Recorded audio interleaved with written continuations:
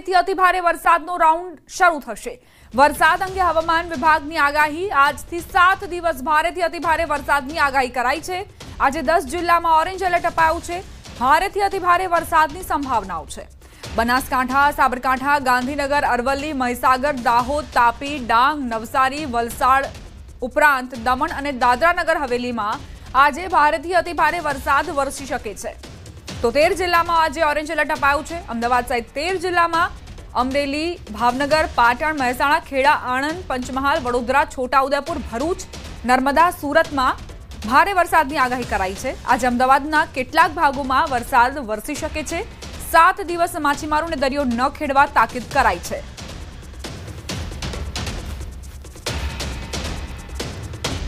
आने वाला अगले 7 दिन तक दोनों क्षेत्रों में, गुजरात क्षेत्र और जो हमारा सौराष्ट्र का रीजन है, इसमें वाइड स्प्रेड बारिश का पूर्वानुमान है और लाइट टू मॉडरेट कैटेगरी में, और हेवी रेनफॉल का भी वार्निंग दिया गया है। दोनों क्षेत्रों में है।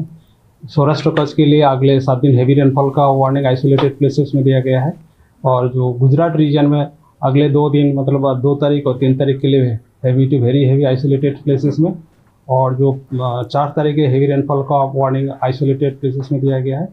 और जो डे 4 से लेकर डे 7 तक इसमें वेरी हेवी का फिर वार्निंग आइसोलेटेड प्लेसेस में गुजरात रीजन के लिए दिया गया है 5 तारीख से लेकर 8 जुलाई तक।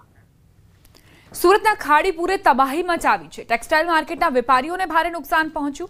ખાડી નજીક આવેલા માર્કેટમાં નુકસાન થયું છે। ગ્રાઉન્ડ ફ્લોર પરની દુકાનોનો માલ પલળી ગયો। સાડીઓ કિલોના ભાવે વેચવા વેપારીઓ મજબૂર બન્યા છે। 500થી વધુ દુકાનોમાં મોટા પાયે નુકસાન પહોંચ્યું છે। નંગ પર વેચાતી ₹100, 1000, 1500 અને 2000 સુધીની સાડી 50થી 100 રૂપિયા કિલોના ભાવે વેચાઈ રહી છે। કાપડ માર્કેટમાં પાણી ભરાતા પલળેલી સાડીઓ કિલોના ભાવે વેચવાની નોબત આવી છે। વેપારીઓએ દુકાનો પાસેના પેસેજમાં દોરી પર સાડી લટકાવી પંખા મૂકી સુકવાઈ રહ્યા છે। ખાડીના પાણી માર્કેટની દુકાનોમાં 1.5 થી 2 ફૂટ જેટલા ભરાઈ ગયા હતા। વેપારીઓને દુકાનનો માલ પણ ખસેડવાનો સમય ન મળ્યો હતો।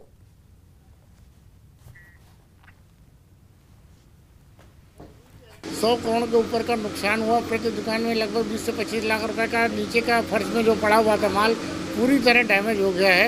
जो आज किलो के भाव से धोबी घाट की तरह आप देख ही रहे हो कि मार्केट के 10 दिन बाद भी स्थिति क्या है, आपके सामने स्थिति है।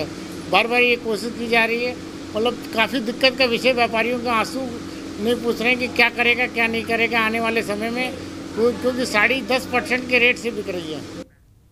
ડાંગ જિલ્લામાં સવારથી વરસાદી માહોલ છવાયેલો છે, ત્યારે પાણી ભરાયાનો ચોંકાવનારો વિડીયો વાયરલ થયો છે। માછડી ખાતર ગામની પ્રાથમિક શાળામાં પાણી ભરાયા હોય એવો વિડીયો સામે આવ્યો। શાળામાં ભરાયેલા પાણી વચ્ચે બાળકો અવરજવર કરી રહ્યા હોય એવા દ્રશ્યો પણ જોવા મળ્યા। સુબીર તાલુકામાં ભારે વરસાદના પગલે પૂર્ણા નદીમાં ઘોડાપૂર આવ્યું હતું, જેના કારણે આસપાસના વિસ્તારોમાં પાણી ભરાયા હતા।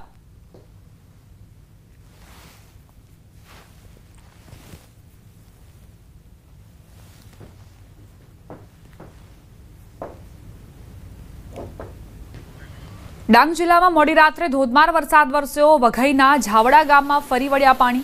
રોડ રસ્તા પર પાણી ફરી વળ્યા। કોઝવે પર પાણી ફરી વળતા વાહન વ્યવહાર પ્રભાવિત થયો। જીવના જોખમે કોઝવે પાર કરતા દ્રશ્યો સામે આવ્યા। દક્ષિણ ગુજરાતના કેટલાક ભાગોમાં વરસાદી માહોલ છવાયો છે। ડાંગ જિલ્લામાં સાર્વત્રિક વરસાદ વરસ્યો, તેમાં પણ ગિરિમથક સાપુતારા ખાતે વહેલી સવારથી ધોધમાર વરસાદ વરસ્યો। સાપુતારા સહિત તળેટી વિસ્તારમાં સાંબેલાધાર વરસાદ જોવા મળ્યો છે। સતત વરસાદથી સાપુતારા પાણી પાણી થયું। ભારે વરસાદના પગલે અંબિકા નદી બે કાંઠે વહેતી થઈ। વરસાદના પગલે અનેક ધોધ સક્રિય થયા છે। પ્રવાસીઓ માટે ડાંગ જિલ્લો આકર્ષણનું કેન્દ્ર બન્યું છે। ગુજરાતમાં વરસાદી માહોલમાં હાલ ઘણી જગ્યાએ આહલાદક દ્રશ્યો જોવા મળી રહ્યા છે।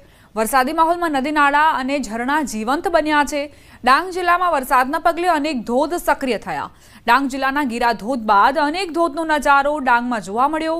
વઘઈ તાલુકાના કોંડમલ ગામે આવેલો ભાવરકડા ધોધ જીવંત બન્યો છે। આ ધોધનો અનોખો નજારો હાલ પ્રવાસીઓ માટે આકર્ષણનું કેન્દ્ર બન્યો છે।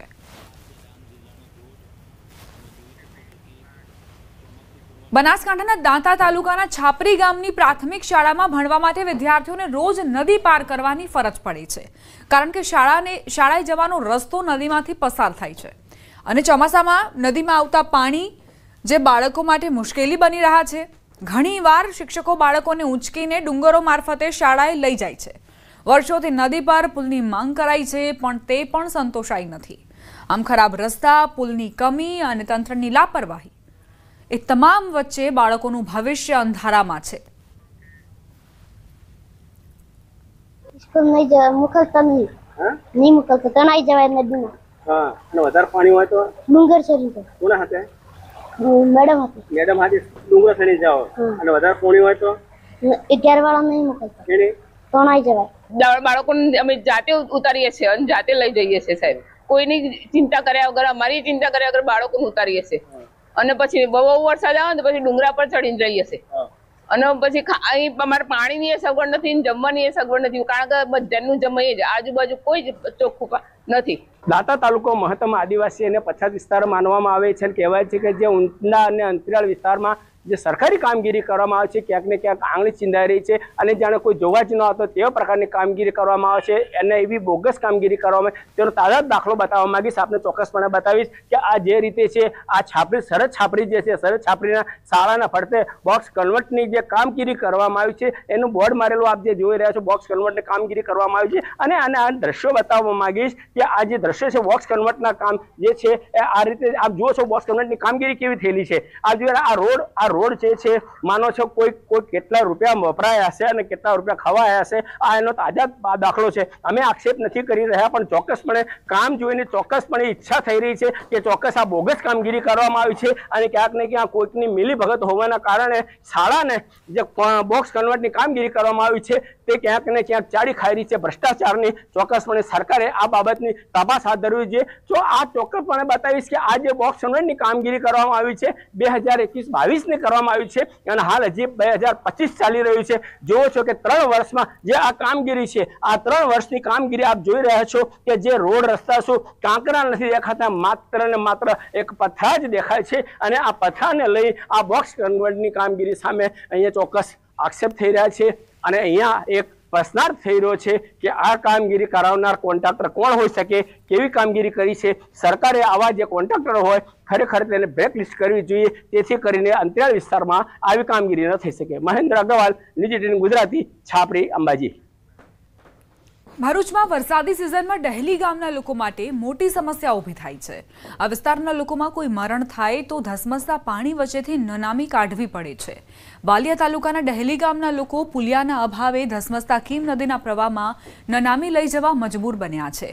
આ વિસ્તારના રહીશોના મતે છેલ્લા ઘણા વર્ષોથી વાલિયા તાલુકાના ડહેલી ગામમાં જે આદિવાસી સમાજ વસી રહ્યો છે તેમને ચોમાસામાં કોઈ વ્યક્તિનું નિધન થાય તો ગ્રામજનો માથે હાથ નાખીને વિચારવા મજબૂર થઈ જતા હોય છે, કારણ કે ચોમાસાની સિઝનમાં કીમ નદીમાં ઘોડાપુર આવતા મરણ પ્રસંગ મુશ્કેલ બની જાય છે।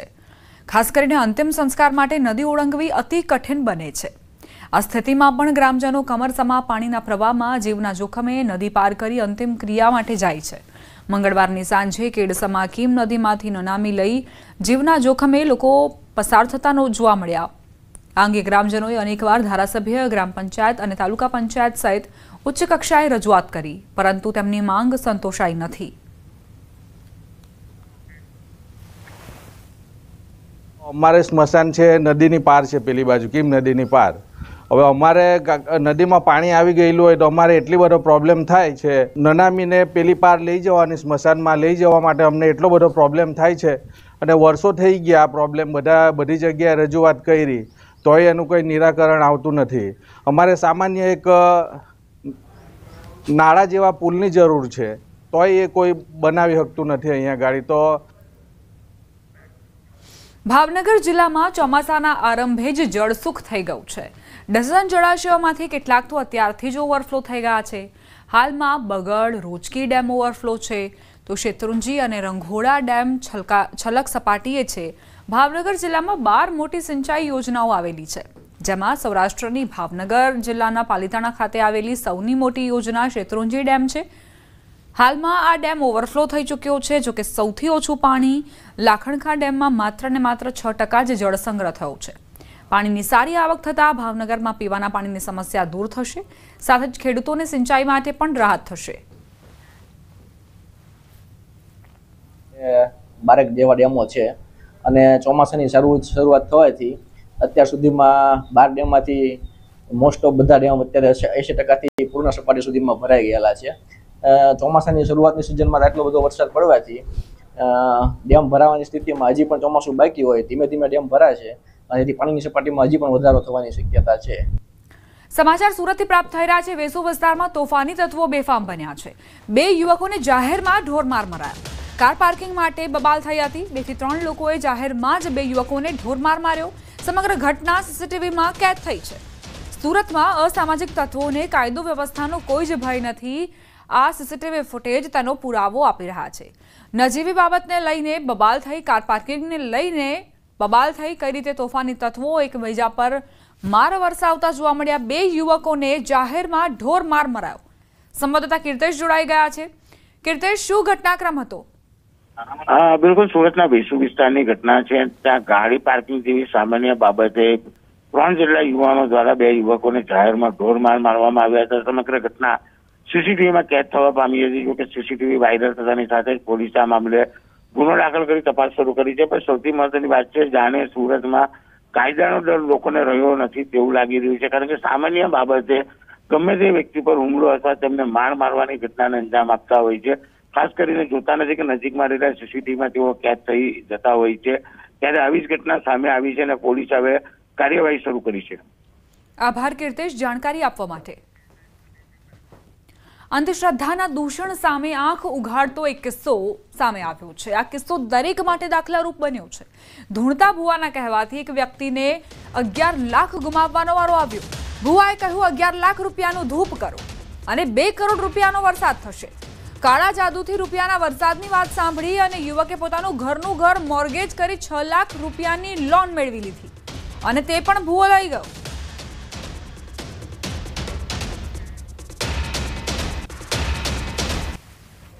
અલ્પેશ ઠાકોર પાસે 11 લાખ રૂપિયા માંગતો હતો. એમાં મેં ફરિયાદ દાખલ કરી. એ ભુવાજીનું પૈસા ડબલ કરવાનું કીધું.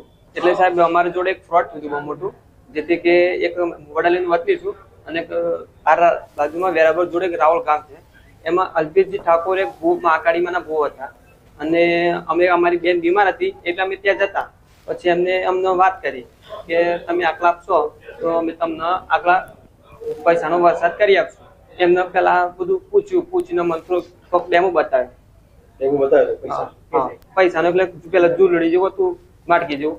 એમને મને 500 નોટો કાઢીને મને ડેમો બતાવી પેલા. પછી અમે આમાં મને વાત સાચી છે એટલે અમે થોડા લાલચમાં આવ્યા હતા સાહેબ. થોડા પૈસાની સગવડ કરો, હું પૈસાનો વરસાદ કરું છું અને તમને કરી આપીશ. 1 કરોડના તમને 10 લાખના 2 કરોડ કરી આલું છે. એમ મને બહુ અગાડી બહુ લાલચ આપી દીધી. ક્યાં કરતો હતો? એ ત્યાં એના ખેતરની બાજુમાં સ્મશાન છે ત્યાં આગળ કરતો હતો. વાત સાબરકાંઠાના ઈડરના માઢવા ગામની છે, જ્યાં કાળા જાદુ વડે પૈસાનો વરસાદ કરવાનું કહી ભુવાએ છેતરપિંડી કરી. હિંમતનગરના પાણપુર ગામના તોફિક સાપોલિયા નામના વ્યક્તિએ કરોડપતિ થવાની લાલચે 11 લાખ ગુમાવ્યા. અલ્પેશ ઠાકોર નામના ભુવાજી 11 લાખ લઈ છેતરપિંડી આચરી. કાળા જાદુથી પૈસાનો વરસાદ કરવાની જાળ રચનારા ભુવા સામે ફરિયાદ નોંધાઈ. પોલીસે ભુવા સામે છેતરપિંડીની ફરિયાદ નોંધી ધરપકડ કરવા કાર્યવાહી હાથ ધરી છે.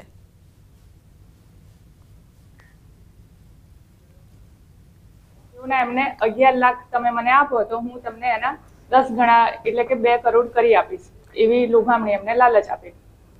અને એમની એ ફરિયાદીની ફરિયાદ લઈને અમે આરોપી અરેસ્ટ કરેલ છે અને આગળની તપાસ હાલમાં ચાલુ છે. સાબરકાંઠાના જાદર પોલીસ સ્ટેશન મથકે ખાતે જે ફરિયાદ નોંધાઈ હતી 11 લાખના 2 કરોડ કરવાના મામલે એક ભુવાને પોલીસે અટકાયત કરી છે. નોંધનીય છે કે આ સમગ્ર મામલે હજુ તો બે લોકો પણ જે પોતાની જે રજૂઆત છે રજૂઆત કરવા પહોંચ્યા હતા, જેમાંથી એકના 32 લાખ તો બીજાના 18 લાખ. એટલે કે ખાસ કરીને જે તેમના પાસે જાણવા મળ્યું તે પ્રમાણે પહેલાં તો ભુવો તેમને વિવિધ લાલચો આપીને ત્યાં બોલાવતો હતો. બાદમાં ત્યાં જે એમની એક ઝોલી હતી, ઝોલી જે એના અંદર 500 નોટોના બંડલ રહેતા હોય એ પ્રકારની એક ઝોલી બનાવી હતી. ઝોલીમાં જ એ 500 નોટોના બંડલ બતાવતો હતો, જેના કારણે લોકો લાલચમાં આવી જતા હતા અને ધીરે ધીરે જે પોતાની જે કિંમત છે, જે રોકડ છે, રોકડ ભુવાને આપતા હતા, જેના કારણે એકના ડબલ કરવાની લાલચમાં લોકોને અત્યારે હાલ તો પૈસા ખોવાનો વારો આવ્યો છે. આ સમગ્ર મામલે જાદર પોલીસે સતર્કતા રાખીને ફરિયાદના આધારે એક ભુવાની અટકાયત તો કરી છે, પરંતુ આ સમગ્ર હજુ પણ કેટલાય લોકો આ સાથે સંકળાયેલા છે કે કેમ એ દિશામાં હાલ તો પોલીસ તપાસ કરી રહી છે. આ ઉપરાંત સતત